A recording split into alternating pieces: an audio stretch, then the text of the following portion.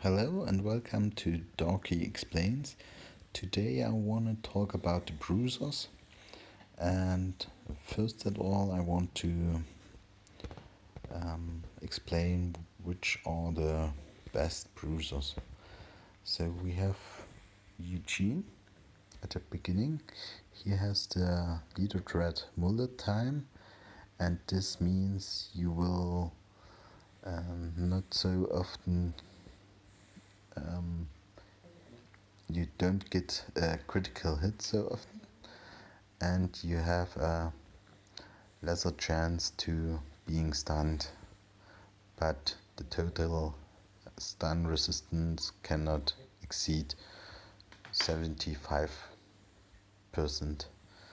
So his leader thread is also benefit from dodge.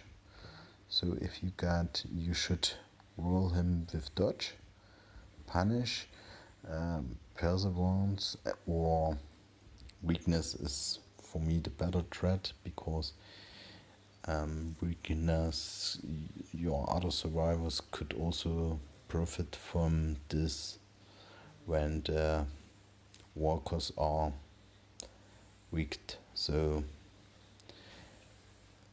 the best roll is weakness, punish, dodge, and lucky for me, for Eugene. So the second important bruiser is Clan. He has the chance to start with all charge points or some charge points.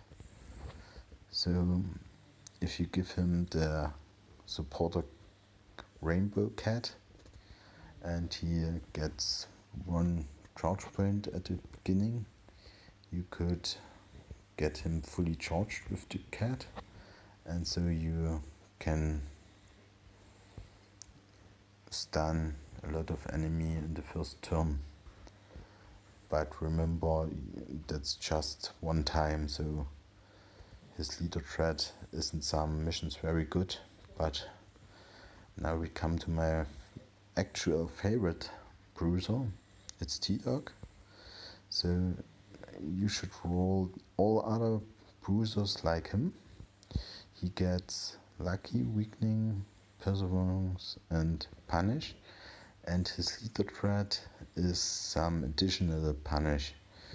So with this setting of him, he will be very often fully charged. So when you have perseverance and weakening and he punishes 2 times, he will 2 times have a chance to load with both threads. So I think he will nearly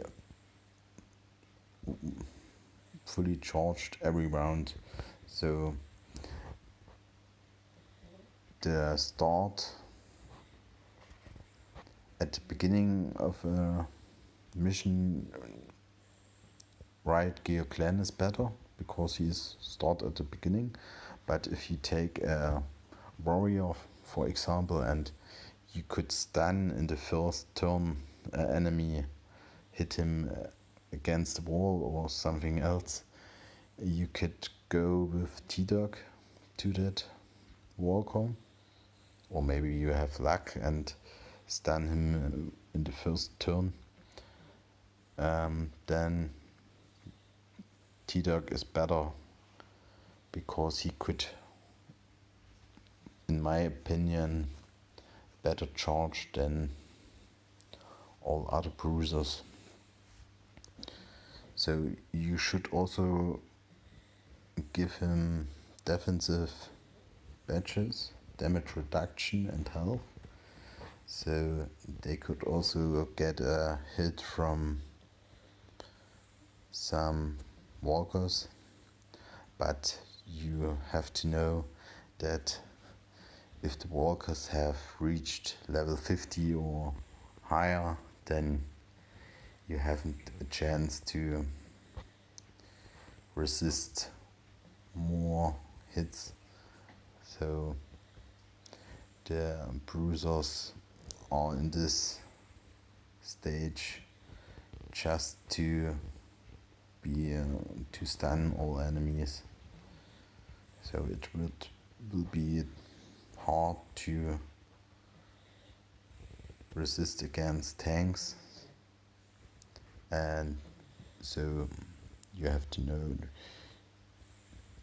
that you don't have to take a bruiser with your team if there are tanks or something else, spikies or something like that. So in high levels, Nightmare, a bruiser is just there to stun a group of normal walkers, for example. So the best weapons for bruiser is for me the riot shield. So with this you have the normal stun radius, and in one range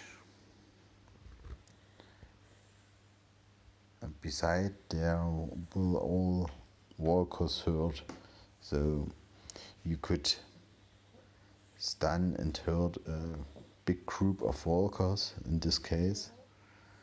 But also the new weapon Rosita's Margarita is very good, because you can also stop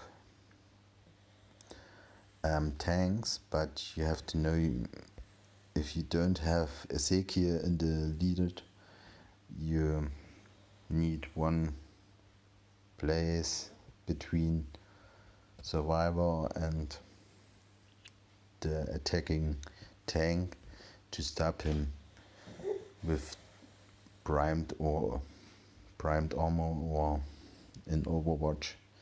So that's also a good weapon, because you could also hit 2 times. That you have to know.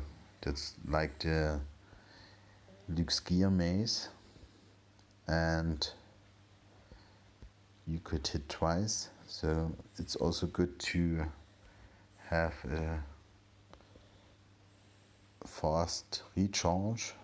So if you use the charge attack and could hit a second time, you could also profit from perseverance and weakening.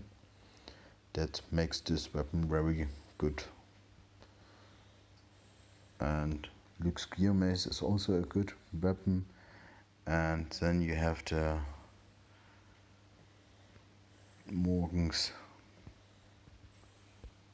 I don't know the name in English, just